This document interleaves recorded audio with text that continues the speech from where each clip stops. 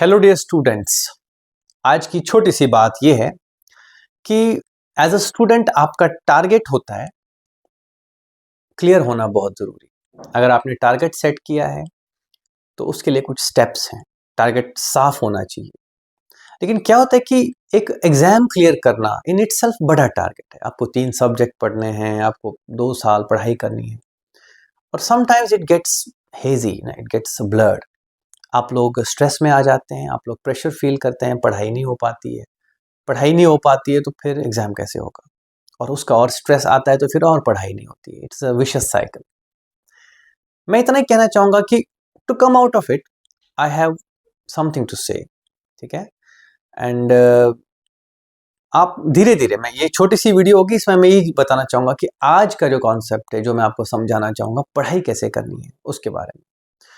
तो सबसे पहले टारगेट ये रखो आपको कि किसी बुक को पकड़ के उसको कंप्लीट करना है।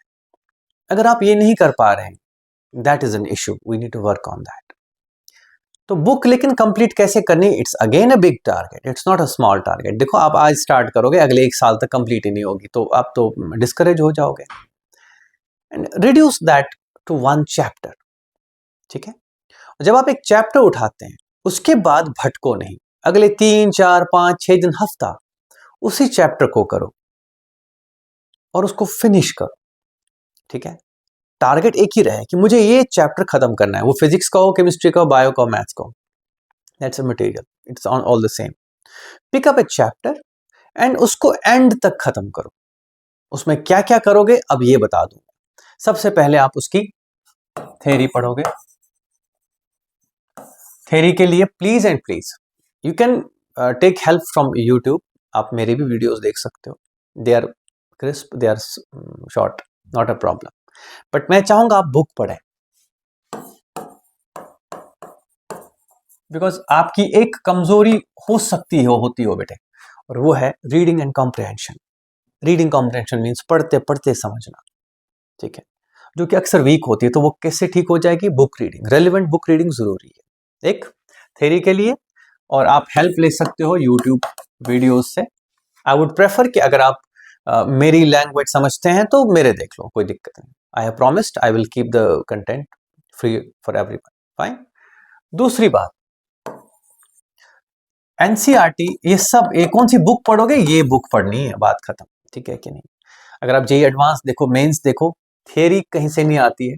ऑलमोस्ट हियर एंड देयर हो सकता है 1-8% हो, लेकिन the theory is generally from this book, but depth matter करती है, ओके। तो एनसीईआरटी से ही थियरी पढ़नी है आपने, और उसके बाद इसकी एक्सरसाइज और एग्जाम्पल्स करने ही करने हैं। मैं ये उन बच्चों के लिए खास तौर से कह रहा हूँ जो स्ट्रगल कर रहे हैं। देयर आर स्टूडेंट्स जो ये करके कुछ और कर रहे हैं, so it's irrelevant for them, okay. And इसके बाद आप कोई हेल्प बुक लें प्रॉब्लम प्रैक्टिस के लिए, सिर्फ और सिर्फ किसके लिए? प्रॉब्लम प्रैक्टिस के लिए, ठीक है। ये 3 स्टेजेस एक चैप्टर के आप डेफिनेटली खत्म करें। मैं इतना ही बोलूंगा, कंप्लीट थ्योरी, इसके साथ शॉर्ट नोट्स बनाएं। अगर आप मुझे YouTube पे फॉलो करते हैं तो आपको पता लग जाएगा, मेरी क्लासेस में अक्सर शॉर्ट नोट्स की बात करता हूं। Short notes means all the basic, not everything, all the important essential concepts and their formulas and theory points, that's it. Short notes, theory, book read, necessary unnecessary. अगर आप कर नहीं सकते book read, think of something else, fine, this is not for you then. And book कौन सी refer करनी है? NCERT. अगर आपका मन नहीं है, चलो एनसीईआरटी नहीं है मन आपका, then I don't have much to say, it's fine, मतलब मुझे कोई प्रॉब्लम नहीं है, बस कोई भी बुक पकड़ के कंप्लीट कर दो फिर। I just hope you listen to me, है ना, because that is something a lot of kids have suffered through, okay. And then there is a help book for problem practice only, जैसे हम physics में H Verma करते हैं, या chemistry में different नाम है बहुत सारे प्रॉब्लम प्रैक्टिस के लिए, ठीक है। आरसी मुखर्जी करते हैं फिजिकल केमिस्ट्री के लिए, या जो भी है आप। बायो के लिए आप काफ़ी प्रॉब्लम क्वेश्चंस कर सकते हो, प्रैक्टिस क्वेश्चंस कर सकते हो।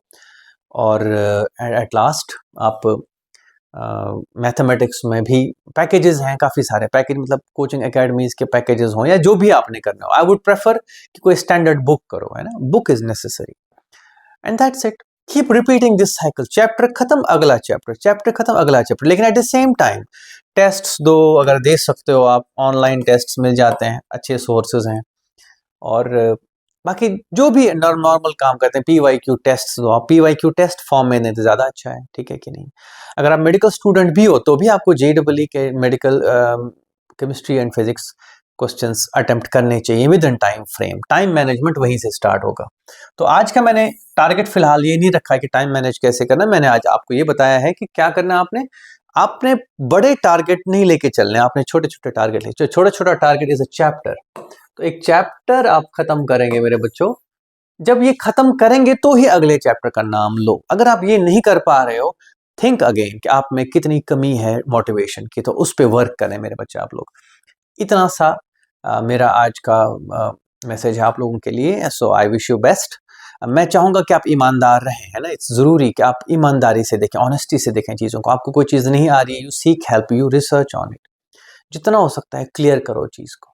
अगर आप अपने ईगो में हैं या अगर आप अपनी इग्नोरेंस में हैं, you have to understand they are going to hurt you, they are going to waste your time, they are going to give you a lot of pressure and stress. So वो सब target नहीं होना चाहिए, ना मेरा as a teacher, ना आपका as a person. So wish you luck, wish you best of it. आप मेहनत करो, टारगेट अचीव होते हैं। मेहनत करो तो हो जाएगा। Thank you and bye bye.